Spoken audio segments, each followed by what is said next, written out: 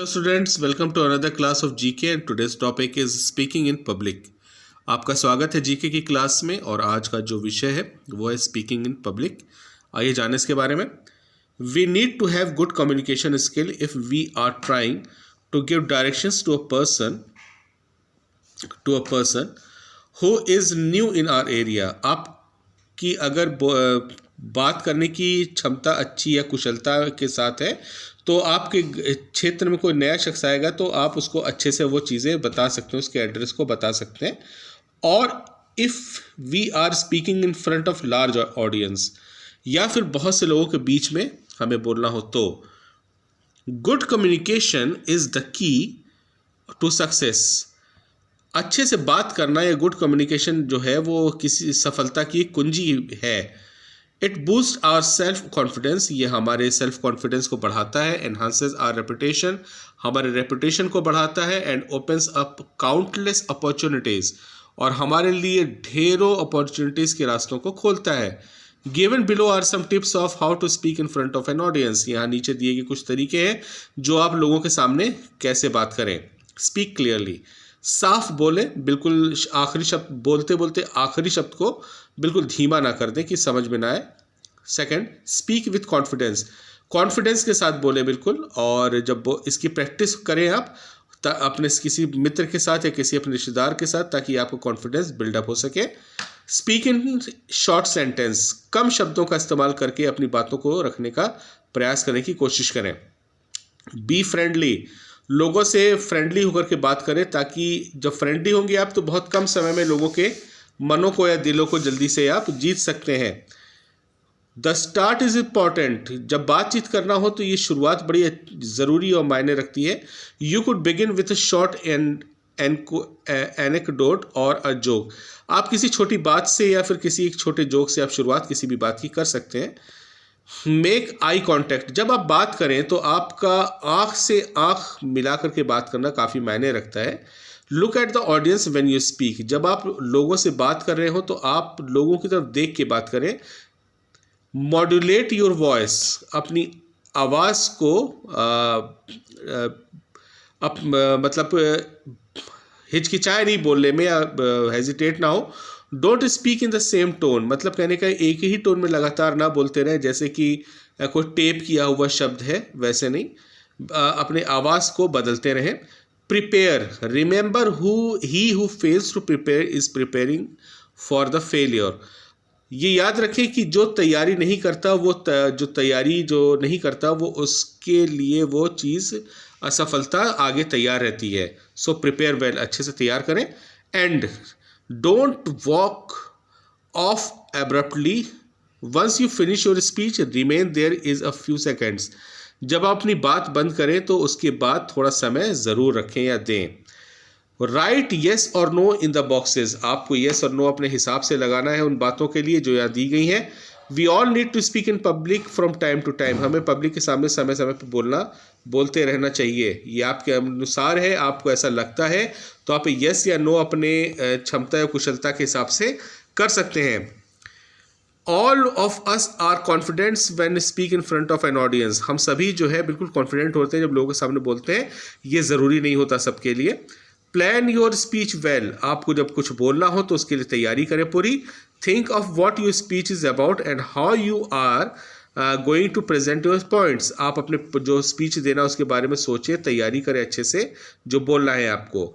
With thorough preparation and practice we can overcome our nervousness and perform exceptionally well, हम जब तैयारी करते हैं, तैयारी की प्रैक्टिस, जब बोलने की तैयारी करते हैं और प्रैक्टिस करते हैं तो उससे हम क्या होता है, हमारे जो नर्वस होते हैं हम उसके ऊपर हम वो हमारे ऊपर हावी नहीं हो पाता और हम बहुत अच्छा प्रदर्शन करते हैं।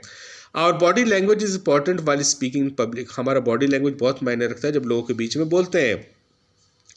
Positive thinking makes no difference to success of our communication, हमारा अच्छे बोलने का जो है वो पॉजिटिव थिंकिंग कितनी भी हो पर हमारा उससे हम अच्छा बोल सकें ये ज़रूरी नहीं होता। Watching the recordings of our speeches, हम अपनी जो स्पीचेस हमने दी हुई हैं उसको आप रिकॉर्ड किया सुनते रहें। Can improve our communication skill dramatically, आपका बोलने का तरीका, स्टाइल सब बदल जाएगा इससे। Second topic is know your personality, आपका दूसरा विषय है आप अपनी पर्सनैलिटी को जाने। What would you prefer, put a tick, आप किस चीज़ को प्रिफर करते हैं, आप उस पर टिक लगाएंगे। To top the class and know that most classmates don't respect you, अब ये आपके ऊपर डिपेंड करता है कि कुछ ऐसी बात है अगर, तो आप उस पर टिक यहाँ लगा सकते हैं। To do well in class and know that many classmates respect and like you, ये ए बी दो पॉइंट है, इसमें से जो चीज़ आपको सही लगती है उस पर आप टिक लगाएं। Second, to come first in class and do nothing else. B, to study sincerely but also try your hand and support and other sports and other activities, ये भी आपके ऊपर डिपेंड करता है, जो आपको सही लगता है इस पर आप टिक करेंगे। Win the top prize for academics, win the best all rounder prize for academics, sports and good conduct, ये भी आपको जो आपके डिपेंड करता है कि आप कैसा सोचते हैं, उसको आप कर सकते हैं या टिक कर सकते हैं। पर जो मोस्टली जो सेकंड पॉइंट दिया हुआ है वो सही होता है, सही है मीन्स जो इसमें लिखा हुआ है। Be a good academician, be a good human being, ये भी आपके ऊपर है और मुझे भी लगता है कि ये सेकंड पॉइंट सबका सही है। B, to develop a balance personality, आपको अपनी पर्सनैलिटी को निखारने के लिए which of this do you have to need to do, आपको क्या करना होगा उस पर टिक लगाना है। स्टडी रेगुलरली, आपको लगातार आप अच्छे से स्टडी करें जिससे आपकी पर्सनैलिटी बैलेंस्ड होगी। Participate in other school activities, school में जो कार्यक्रम होते हैं उसमें आप हिस्सा लें। Involve yourself in some social service, आप सामाजिक क्षेत्रों में आप काम कर सकते हैं। Be polite and helpful to your juniors, आप शांत स्वभाव के रहें और जो जूनियर्स हैं उनकी मदद करें। Grab opportunities to perform on stage, stage पर अपना परफॉर्म करने के लिए मौके की तलाश में रहें। Play some games and sports, खेल कूद में रहें। Help to organise events in school, जो स्कूल में जो प्रोग्राम्स होते हैं उसके लिए मदद करें। Respect your teachers and seniors, अपने टीचर्स और सीनियर्स के रिस्पेक्ट करें। Dress stand and walk smartly, अच्छे से कपड़ा पहने, अच्छे से खड़े हों और अच्छे से चलें। ये सारी चीज़ें बैलेंस पर्सनालिटी के लिए ज़रूरी है। अगर जो आपको जो लगता है कि हाँ ये सभी ज़रूरी है तो आप सभी पे टिक सही लगा सकते हैं। सी, आंसर इन येस और no, do you think you gain something by participating in chess tournament or a quiz competition and end up losing.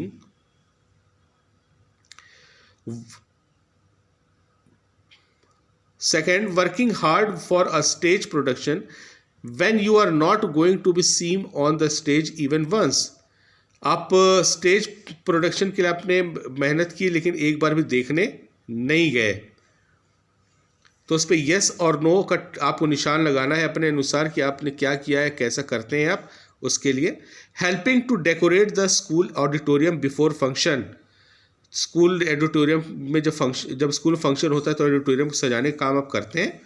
Participating in a table tennis tournament knowing well that you are not a good player, जब आपको पता है कि आप अच्छे खिलाड़ी नहीं है टेबल टेनिस के तब भी उसमें हिस्सा लेते हैं।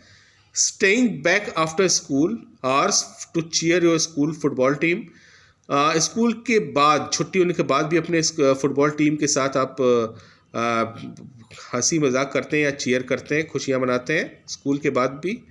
Spending some time helping poor children with their studies, आप जो है कि जो गरीब बच्चे हैं उनके लिए स्टडी के लिए मदद करते हैं। ये सारी चीज़ें हैं येस और नो में आपको रखना है और जो आपके हिसाब से सही लगता है एक्चुअली आपके ही लिए है और आपको ऐसा जो लगता है वो आप उस पर येस और नो लगा सकते हैं। So that's all for today's study. I hope you well understand. Thank you and have a nice day. God bless you all.